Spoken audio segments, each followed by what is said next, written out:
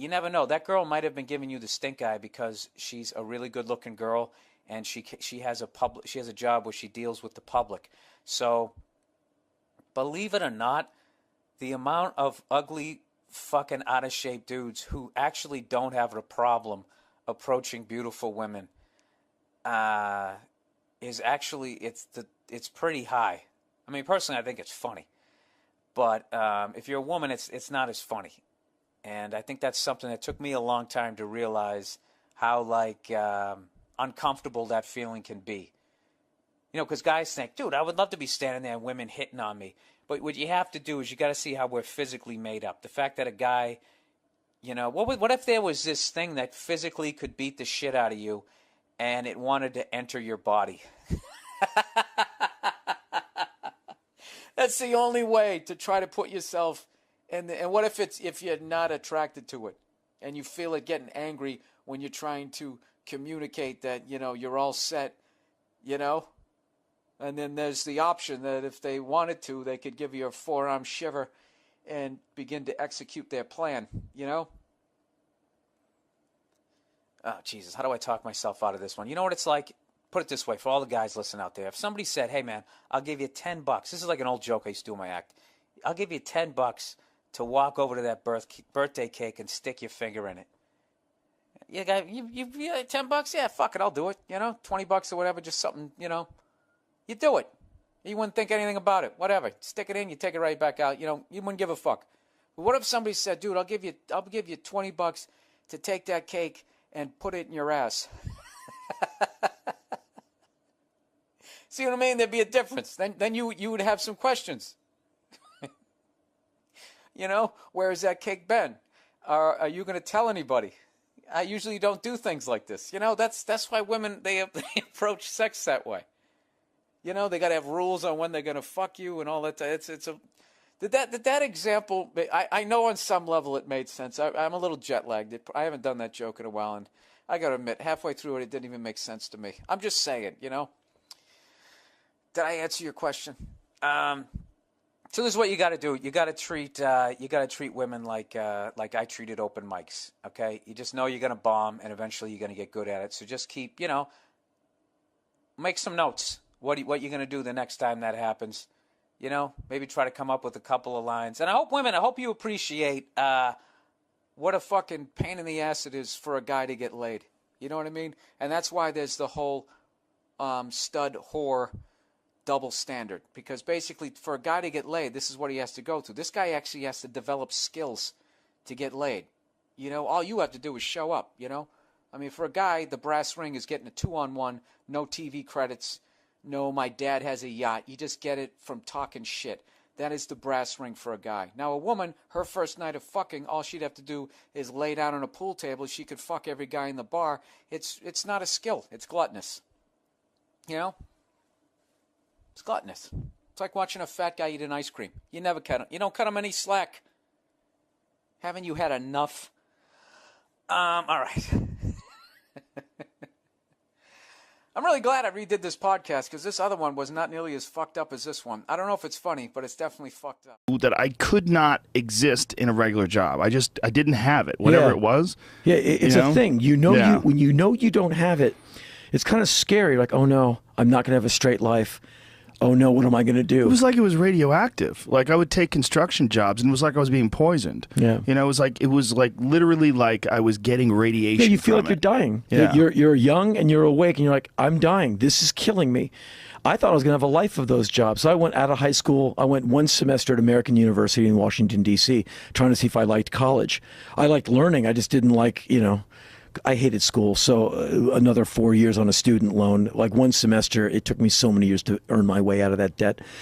And so I just kind of went into the working world going, this is going to be rough. I mean, this is going to hurt. It's going to be swollen feet and a lot of top ramen noodles and no sleep in my crap apartment, but this is my life.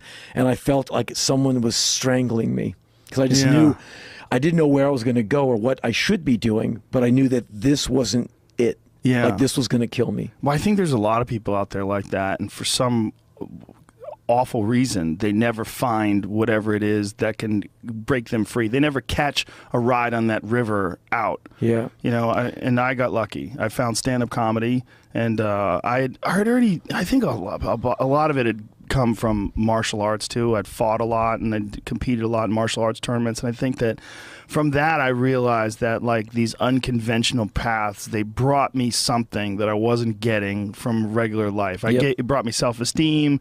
It gave me this feeling that I wasn't a loser. It was the only thing that I'd ever done my whole life where I said, wow, maybe I'm not a loser. Right. Like I kind of thought I was an outcast and a loser, and then all of a sudden I was successful at something only because I was obsessed with it. But then I knew there was no way I was ever going to be able to hold a regular job, and then I got lucky when I was 21 and I found stand-up.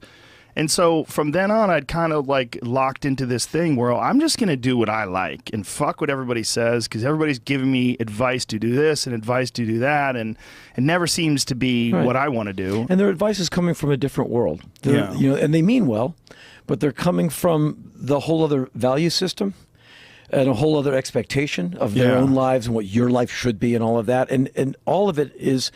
It's not poison, but it's just kind of anathema to every breath you're taking, and it's ultimately useless.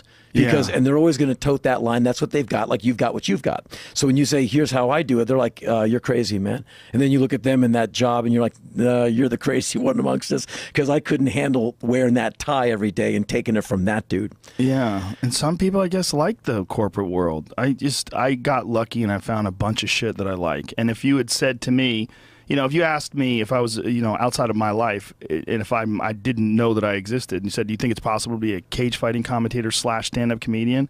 I'd be like, no. Right. They don't go together.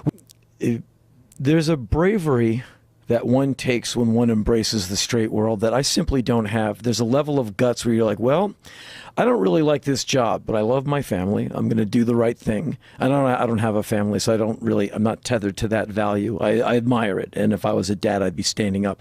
But there's a kind of guts where you just get on that bus every day and go like, damn, man, I don't like this job.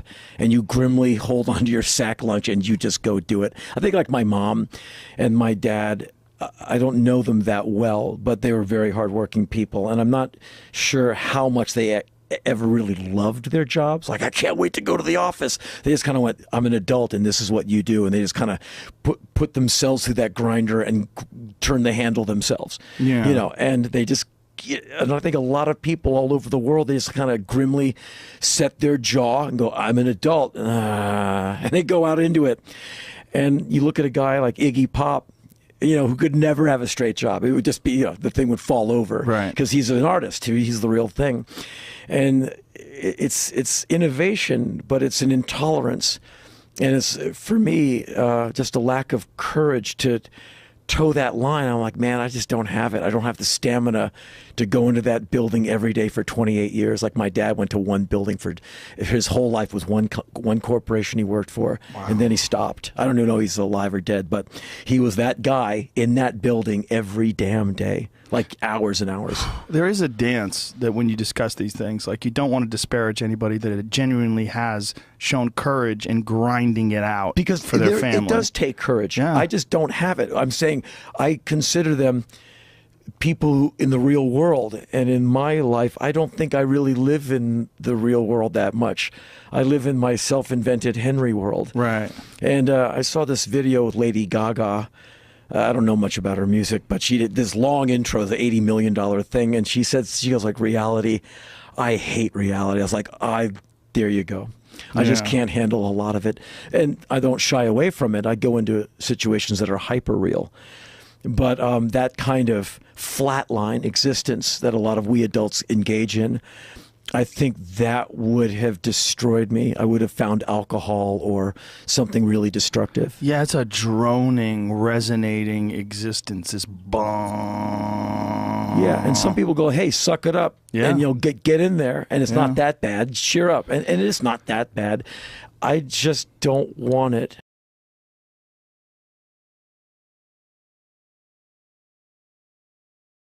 It was really just a lesson that if you throw enough of a fit for long enough, you will get your way.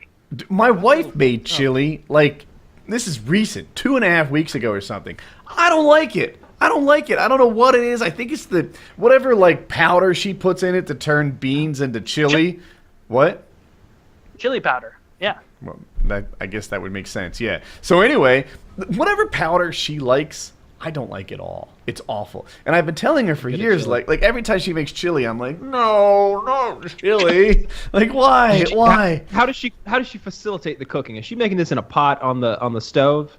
Fuck if she should I be know. making it- I guess. Like, You want to get a slow cooker involved if you're making chili. My chili's delicious. her chili is shit. And like 2 weeks ago, she made it, and I'm like sick, right? Like I've got this. It wasn't that I had to vomit; it's that I could have, right? I've got this like all I would need to do is that like compress your chest thing while leaning over a toilet, and I would have puked. But I didn't, and I had an upset stomach over it, and I'm thrilled over this situation. I'm like, honey, your chili makes me sick. Now I don't have to eat it anymore. Now we can take it off the menu because it literally makes me sick. And for like a day or two, she had sympathy. Now she wants to get more scientific with it. She wants to like keep feeding me this fucking chili that's...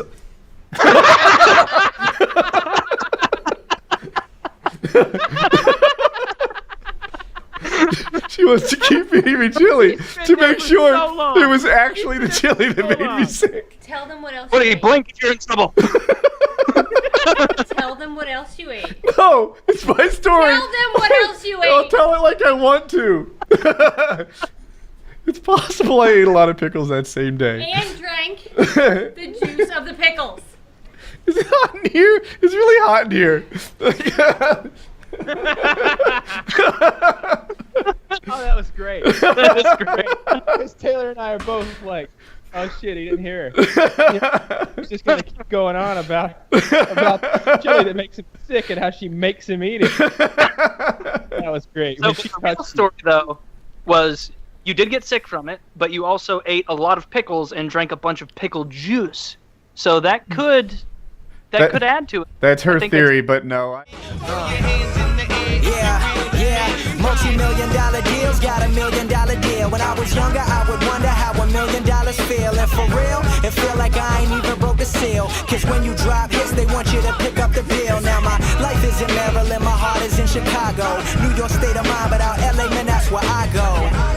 When I need to lay this shit down, so much on my mind, that's the reason